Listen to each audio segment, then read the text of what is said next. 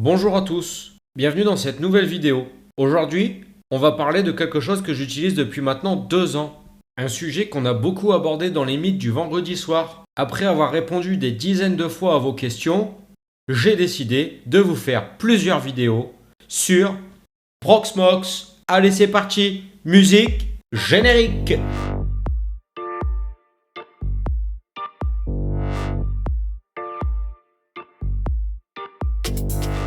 Tout d'abord, qu'est-ce que Proxmox ?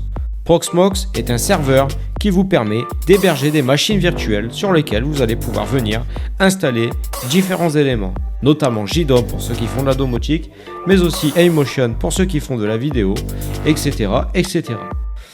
Quel est l'intérêt d'avoir plusieurs machines virtuelles ?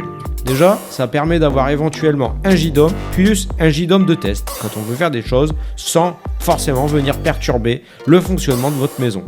Cela permet également de diviser pour mieux régner.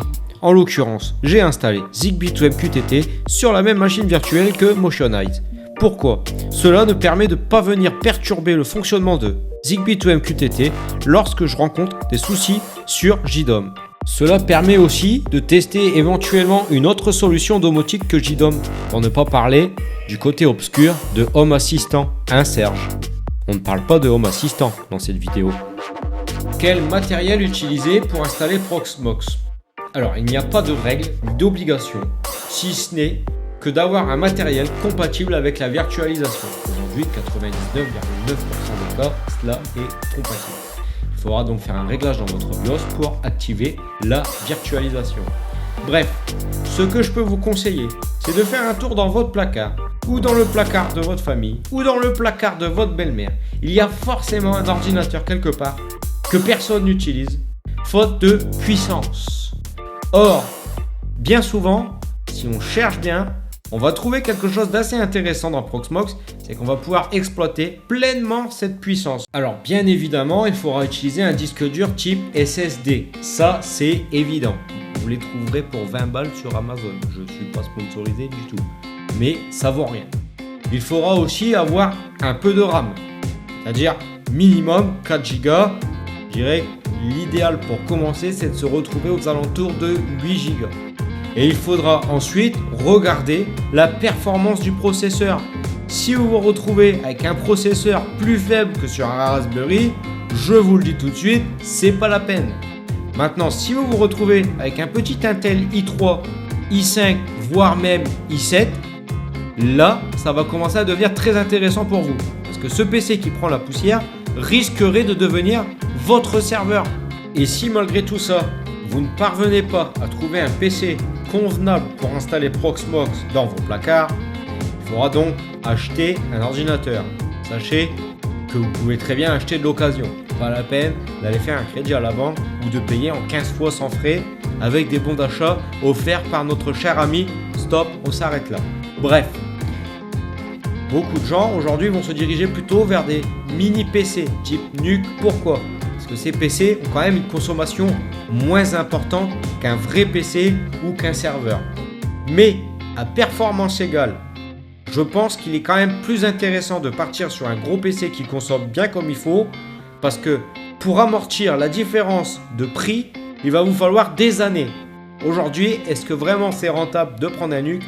Je n'en suis pas sûr. À performance égale, bien évidemment, il existe des NUC tous les prix. Je vous conseille quand même de partir au minimum sur un processeur avec 4 cœurs, quoi qu'il arrive. Choix du processeur, on va donc utiliser un Intel i3, i5 ou i7. Pas de Pentium, pas de Atom ou pas de Celeron. Clairement, pas assez suffisant pour installer plusieurs machines virtuelles. Ça peut servir pour installer que JDOM ou pour installer qu'un seul truc. Mais c'est pas le but de Proxmox. Proxmox, le but c'est d'installer plusieurs choses. Donc on va partir plutôt sur un processeur plus performant. On va surveiller la fréquence de base, puisque les Intel utilisent une fréquence de base assez faible avec une fréquence turbo assez forte. Or, sur Proxmox, la fréquence turbo ne va pas s'activer au moment où on en a besoin. Il existe également des très bons processeurs chez AMD. Personnellement, je n'utilise que des AMD. Pour la RAM, je dirais que la base c'est 8 Go.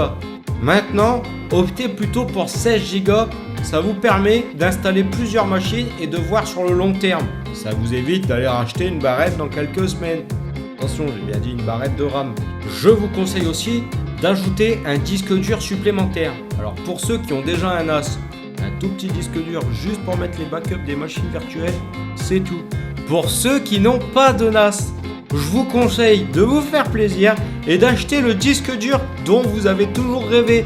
Parce que Proxmox va vous permettre de partager les fichiers.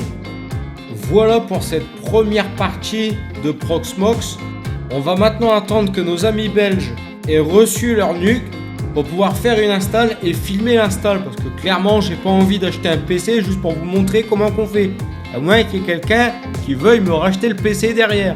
Mais je vais faire confiance à mes amis belges qui eux ont commandé leur NUC et qui vont pas tarder à faire l'installation. La suite au prochain épisode.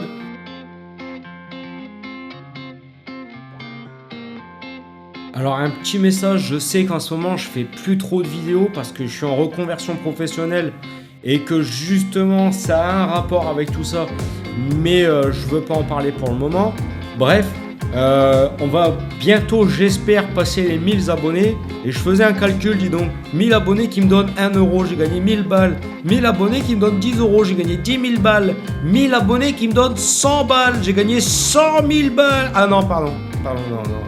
Juste pour dire, voilà, c'est pas parce que t'es abonné que je dois t'arnaquer ou que je dois te demander des sous. Donc, si t'es pas déjà abonné, abonne-toi. Et sache une chose, l'usine à gaz restera toujours gratuite, intègre et pleine d'amour. On n'est pas là pour arnaquer les gens. Ça, c'est un petit message à ceux qui se prennent pour je sais pas qui à monter des pyramides de Ponzi sur le dos de leurs abonnés. Je trouve ça immonde.